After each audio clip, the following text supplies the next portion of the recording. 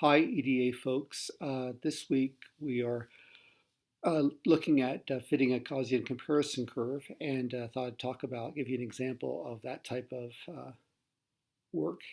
Um, by the way, I'm grading your homework for your two-way assignment, and some of you went a little too heavy on the R output, and your explanations were a bit limited. Here's an example where the ratio of R output to explanation is infinity. And for some of you, this approximated what I saw, and that's not good. So I hope that some of you will explain more what you're doing and do much more interpretation and have less R output. Okay, to illustrate this new method, we'll look at some baseball data again. I'm going to focus on the lengths of the baseball games, and I was able to collect the number of minutes of each game in the 2015 season. And the question is, are these game lengths Gaussian distributed?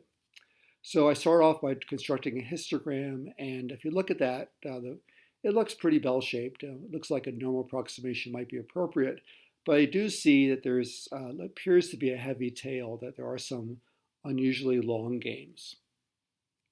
So I first fit a Gaussian comparison curve, and I find the mean and standard deviation of the curve by using letter values, and I get 177 and 22.98 as my estimates of the normal mean and standard deviation.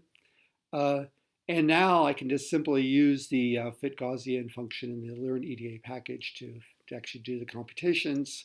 Here I have the mids of each of the bins, the observed counts, the expected counts from the normal curve, and the residual column gives me the root residuals.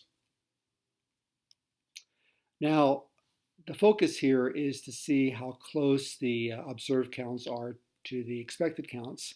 And Tukey suggests various versions of a rootogram, or simply you can just plot the root residuals against the bin mids. So here's a hanging rootogram where the rate corresponds to the expected counts on the root scale, and then you're hanging the observed counts. Or you can put the observed counts so they lie on the x-axis, or you can focus on the deviations, and those are the deviations are those little gray boxes in the bottom. Or it might be simpler, if you aren't real comfortable with that, you can simply just plot the root residuals against the mids of the bins. Now, if you look at this graph, you should see a clear pattern. If I go from left to right, I see a negative, pretty much negative, and then for a while it's very positive, and I see a positive value for the last bin.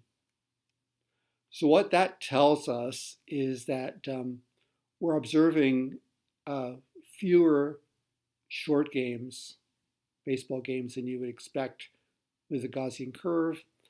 I also see I observe a number of too many longer games than I would expect, and there are definitely some outliers on the high end. So if you know anything about baseball, you know that one can have extra innings, which would prolong the length of the game. And so the conclusion is that the Gaussian is really not a good fit for this type of data.